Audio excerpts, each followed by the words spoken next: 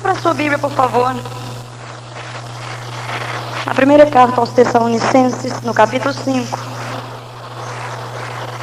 Primeira carta aos Tessalonicenses, capítulo 5. Vamos ficar de pé. Vamos ler juntos o versículo 23. Ainda que haja diferença de traduções, vamos ler assim mesmo. O mesmo Deus da paz vos santifique em tudo, e o vosso espírito, alma e corpo sejam conservados íntegros e irrepreensíveis na vinda de nosso Senhor Jesus Cristo. Outra vez. O mesmo Deus da paz vos santifique em tudo, e o vosso espírito, alma e corpo sejam conservados íntegros e irrepreensíveis na vinda do nosso Senhor Jesus Cristo. Vire a página para trás para o capítulo 3. O versículo 13. A fim de que sejam os vossos corações confirmados em santidade, isentos de culpa, na presença do Senhor Deus e Pai, na vinda do nosso Senhor Jesus, com todos os seus santos. 4:3. Pois esta é a vontade de Deus, a vossa santificação, que vos abstenhais da prostituição, que cada um de vós saiba possuir o próprio corpo, diga o próprio corpo, em santificação e honra, não com o desejo de lascívia, como gentios que não conhecem a Deus, e que esta matéria ninguém ofenda, nem defrauda ao seu irmão, porque o Senhor contra todas estas coisas, como antes vos avisamos e testificamos claramente, é o vingador. Porque Deus não nos chamou para a impureza, e sim em santificação. Passemos para 1 de Pedro, capítulo 2, versículo 9. 1 de Pedro, capítulo 2, versículo 9.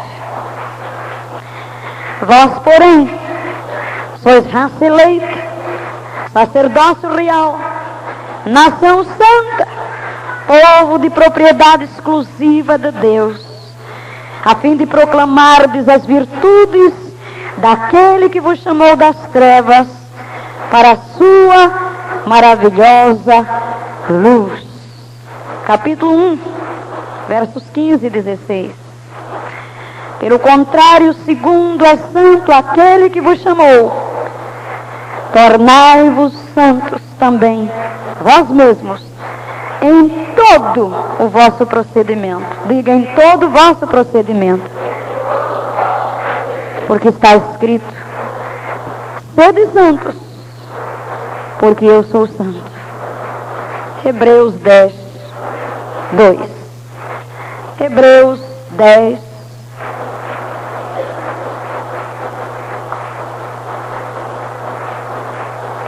Você deve estar perguntando, por que tanta leitura, irmã? Desculpem, 12, vamos para o 12. Capítulo 12. Versículo 10. Pois eles nos corrigiam por pouco tempo, segundo melhor lhes parecia. Deus, porém, nos disciplina para aproveitamento, a fim de sermos, leia o resto, participantes da sua santidade. Versículo 14. Todos juntos. Segui a paz com todos e a santificação, sem a qual, outra vez, segui a paz com todos e a santificação, sem a qual ninguém verá o Senhor. estamos na tua presença. Tua palavra está aberta diante dos nossos olhos. Corações submissos. Fala, Senhor. Torna a tua palavra em nosso coração viva. Que toda ela seja rema para o nosso espírito. E por ela sejamos transformados. Em nome de Jesus. Amém. Sentai-vos. O mesmo Deus de paz vos santifique em tudo. Tudo o quê? O vosso?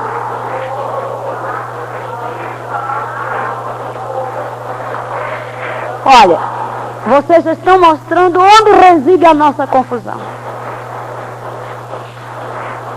Nem sabemos qual é a nossa posição.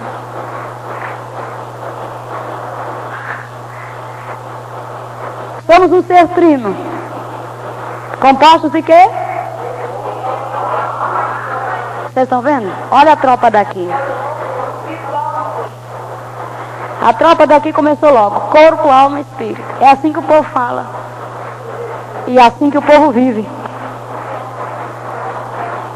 Esse é o primeiro erro. Viver na dimensão da carne. Primeiro. Depois na dimensão da alma. E finalmente na dimensão do espírito. Não é não. Irmã, a ordem dos fatores não altera o produto. Altera sim. No reino do espírito altera. Porque Deus fez homem de cabeça para cima. Espírito, alma e o corpo. E o homem virou de cabeça para baixo. Corpo, alma e espírito. Mas Jesus Cristo veio nos virar de cabeça para cima. É espírito, alma e corpo. Viver nessa dimensão. Amados irmãos, Cristo Jesus está voltando. Vocês perderam uma boa oportunidade de dar glória a Deus.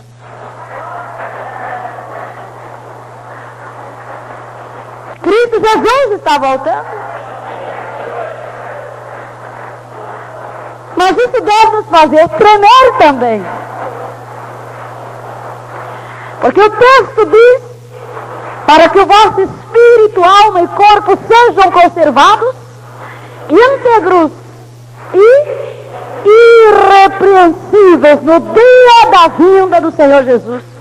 E a palavra diz mais que Jesus Cristo virá buscar uma igreja sem mancha, sem mácula, nem ruga, nem defeito algum, mas santa e irrepreensível.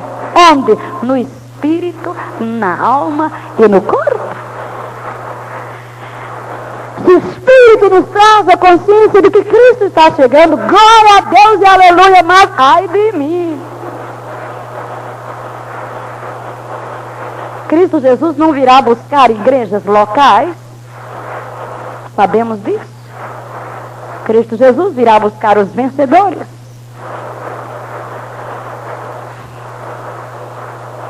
Quando olhamos para o Apocalipse, e nós temos no Apocalipse as 7 cartas que se referem à igreja de Jesus Cristo como um todo, em 7 períodos da história, e como a igreja na sua totalidade.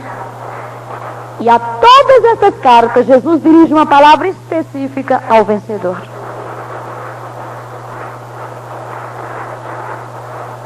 Aquele que vencer, é esse que receberá um novo nome. Aquele que vencer, é esse que se sentará no trono. Aquele que vencer, é esse que será a coluna no templo de Deus.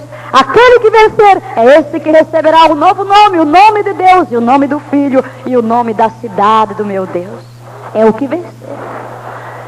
E a última palavra que Jesus manda à igreja aqui na terra, e que está escrita no Novo Testamento, dirigida especificamente à igreja, não é ir por todo mundo e pregar o Evangelho. Não é recebereis poder ao descer sobre vós o Espírito Santo, mas é aquele que vencer se sentará no meu trono, como eu venci e me sentei no trono do meu Pai. Essa é a última mensagem, dirigida especificamente à igreja, que está escrita na carta do Apocalipse. Mas, meus amados irmãos, quando se fala de santificação, surge um problema sério. Como eu posso ser santificado? Eu quero ser santo, há um apelo em mim para ser santo, mas como posso ser santo? Quando o professor de exegese disse para ler Romanos 10 vezes, eu disse amém. Se você mandava ler 20, até decorar Romanos. Lá está escondido o ensino dessas marcas em nosso espírito.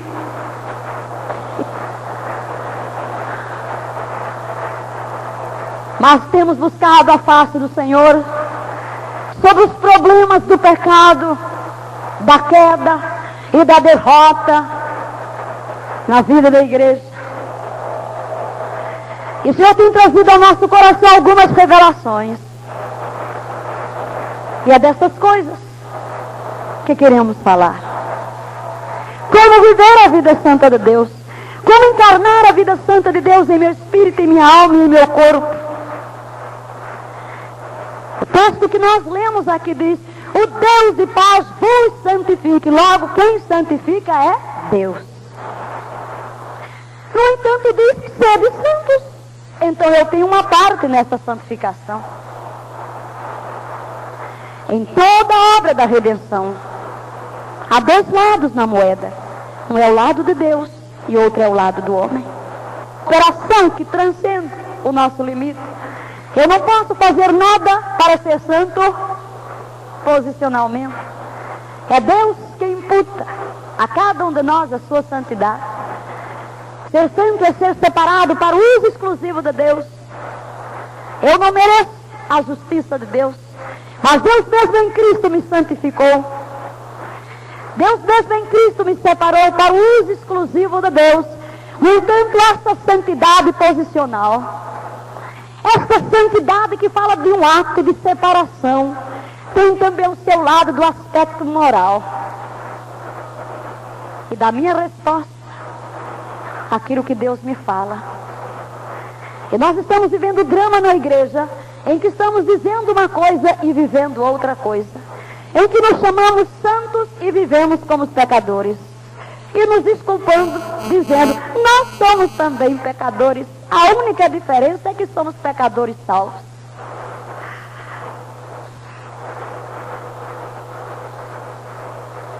Mas Deus nos chamou a santidade, sim, mas nós somos humanos. E enquanto humanos, vamos cair, vamos pecar, vamos andar no pecado. Não há jeito, errar é humano. Andamos no verdadeiro conflito entre o que a palavra diz e a experiência do dia a dia. E aí vamos para a palavra de Deus e começamos a tentar dar um jeitinho nos textos lá para ver se harmoniza a coisa com o nosso modo de viver. E surgiu realmente a grande doutrina na igreja do cristão com duas naturezas. E aí onde eu espero não dar realmente um colapso na teologia de muita gente. Se eu tenho duas naturezas dentro de mim, então não vale a pena eu pregar a santificação, porque não vou conseguir vivê-la mesmo. Será que ser humano implica necessariamente em viver no pecado? Pergunto, Adão era homem ou não era antes de pecar? Era homem. Tinha uma natureza humana ou não tinha? Natureza humana não é sinônimo de pecado. Diga isso. Natureza humana não é sinônimo de pecado. Jesus tinha uma natureza humana? Tinha. Era pecador, vivia no pecado, na derrota, mas era homem, verdadeiro homem, 100% homem, 100% humano, era, mas era 100% santo. Amém? O fato de sermos humanos não justificará o nosso pecado.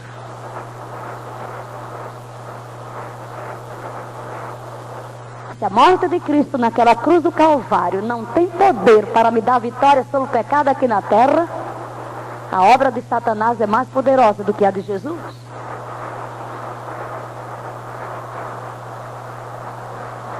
Mas não é, você sabe disso? Note uma coisa. Romanos 5 diz que pelo ato de um homem só, diga um homem só, todos pecaram. Todos morreram, todos caíram. O ato de um homem só lançou o mundo no pecado. Mas ele diz muito mais. O ato de um outro homem só Aleluia. Aleluia. Quem era o homem? A imagem de Deus. E o ato de um homem só, pela imagem do diabo. E todos os homens se tornaram filhos das trevas, do pecado. Trouxeram em si as marcas da natureza do pecado. Mas glória a Deus, pelo ato de um homem só, Jesus Cristo, nós mudamos de natureza. E somos restaurados, porque a obra de Deus em Cristo tem um poder muito mais profundo do que a obra de Satanás em Adão. E se a obra de Satanás em Adão lançou o homem na derrota, no pecado, muito mais a obra de Jesus Cristo do Calvário nos levará à vida, à imortalidade, à semelhança de Deus e à vitória sobre o pecado, sobre a tentação, sobre o mundo e sobre o diabo. Não é quando transpusermos os portões da glória. E aqui está o problema da igreja. Olha para a palavra de Deus como se fosse figura de linguagem. Sede santos como eu sou santo. Ele quer dizer isso. Ah, mas eu sabia que eu não posso porque sou homem. Se não pode, então ele cometeu uma injustiça. Ele me pede para fazer uma coisa que ele já sabe que eu não posso fazer.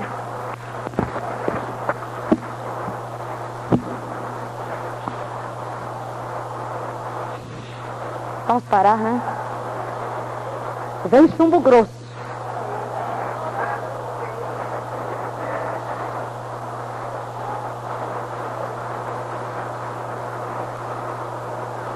Algumas declarações podem chocar você.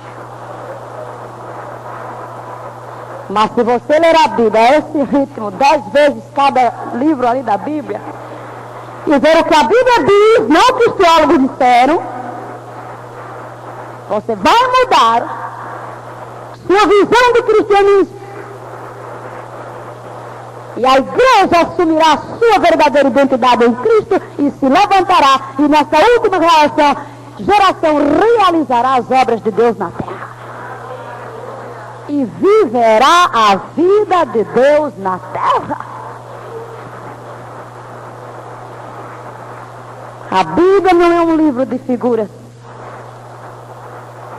A Bíblia quer dizer o que ela diz. E quando Jesus diz, eu vim para que tenhas vida, e vida em abundância, será que está falando de uma vida depois da morte? Nós estamos jogando tudo para depois da morte. Nós estamos ingenuamente dando um poder tremendo à morte. Quando eu morrer, não tem mais pecado, não tem mais tentação. Quando eu morrer, aí eu vou ver a vida santa. Quando eu morrer, aí eu vou vencer. Aí eu vou ver a vitória. E quem foi que deu esse poder à morte? A morte é inimigo. A morte vem do diabo. A morte é o maior inimigo do homem. A morte será o último inimigo a ser vencido. Quem tem poder para transformar não é a morte.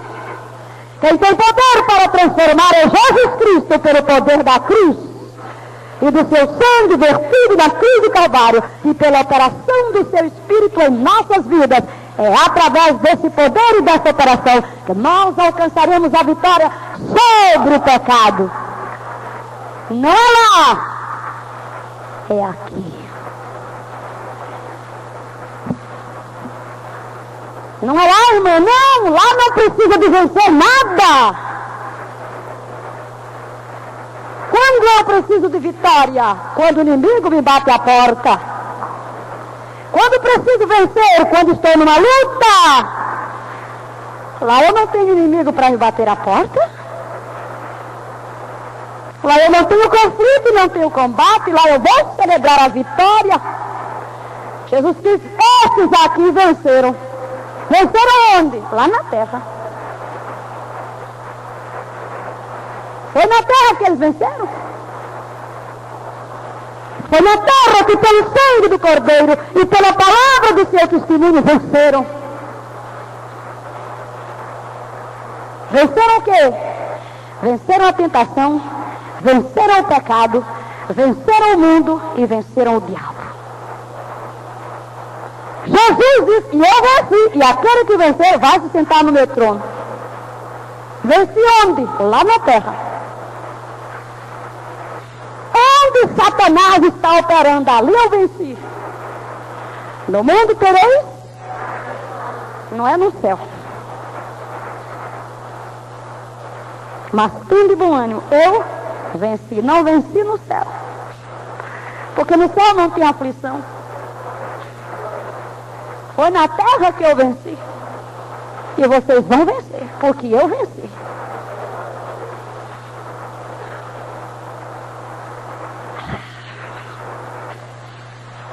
Daqui do meu espírito eu estou captando as reações aí dentro.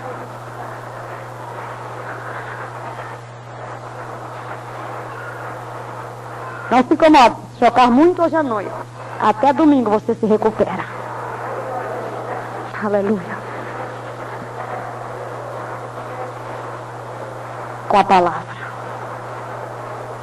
Com a palavra.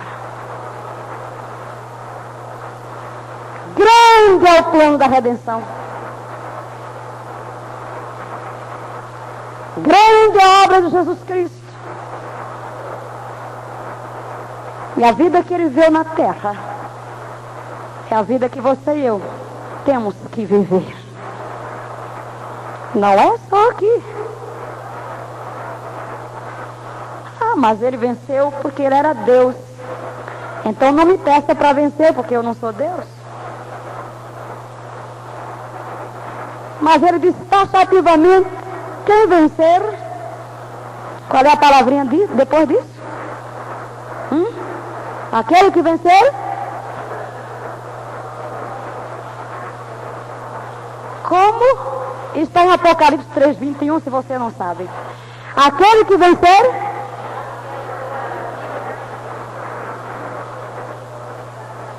sentar-se-á no meu trono.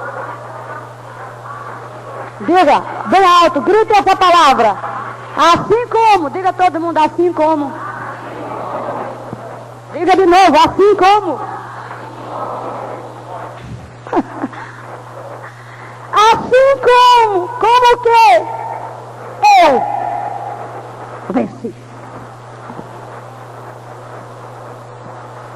Esses dois cavaleiros, venham cá, por favor, vocês aí. Isso. Não tenho medo não, viu?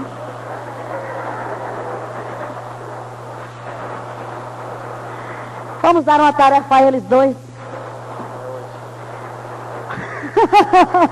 Ele disse hoje.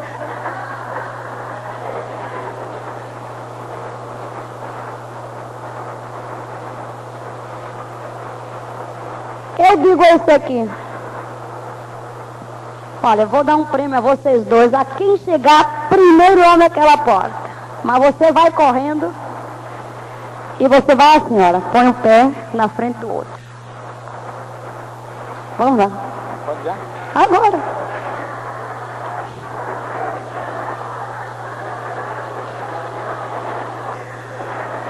Pode voltar. Já venceu. Agora, ele ganhou. E você por que não ganhou? Eu pergunto a vocês, há justiça nesse prêmio? Mas eu não pedi para fazer a mesma coisa. Não foi? Chegar lá. Mas, sim, vamos. Qual é a diferença? Os recursos. Esse tem os recursos das pernas grandes, né? Pode correr. E esse tem que ir lá, coitadinho. Não chega nunca. Pode sentar. É isso que estamos dizendo com a Bíblia, viu? Jesus venceu porque ele tinha recursos que eu não tenho. E, no entanto, ele espera que eu tenha a mesma vitória que ele teve, diante da mesma tentação que ele teve. Diante do mesmo inimigo. E agora? Ele diz, olha, gente, quem vencer do jeitinho que eu venci, vai se sentar no meu trono. Eu venci e me sentei no trono do meu Pai. Glória a Deus. Agora, se você vencer como eu venci, se senta no meu. Mas venceu quem? Quem Jesus venceu aqui? venceu a tentação, venceu a carne, venceu o mundo, venceu o diabo. Venceu onde? Aqui.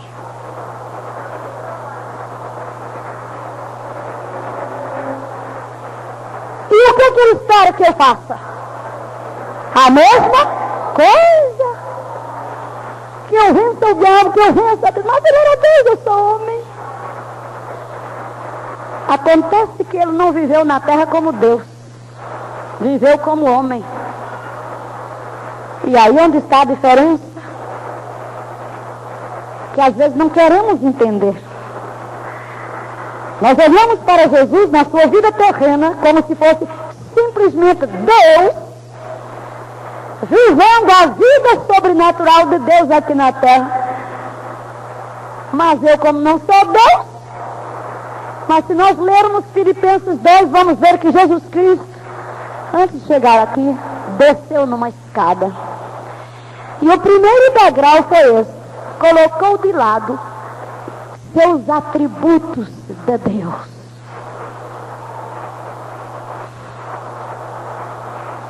A tradução brasileira diz aí, não teve por usurpação ser igual a Deus, ou não agarrou-se aos privilégios de ser Deus. Enquanto Jesus veio na terra, nunca lançou mão do único atributo da divindade para vencer aqui.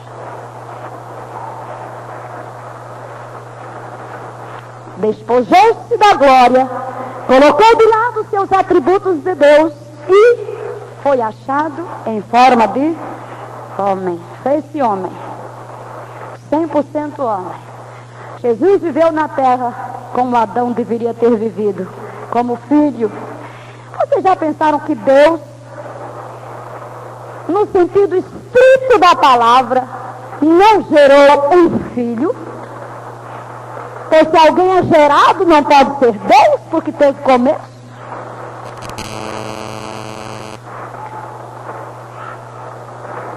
Você já viu no Velho Testamento referir-se ao Filho de Deus? Hã? Não. Você encontra lá o Filho do Homem.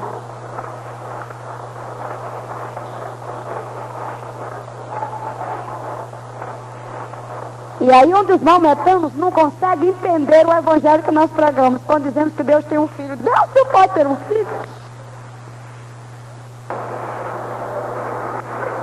Esse filho, chamado Jesus, foi gerado aqui, há 2000 anos atrás. Ali teve um começo, como homem. Como homem, é filho, quando foi gerado na terra. Antes foi, é Deus de Deus. Cristo é Deus, não teve origem, foi sempre Deus, mas a origem do Filho foi quando Deus resolveu formar um corpo para ele aqui na terra. E ele viveu como filho.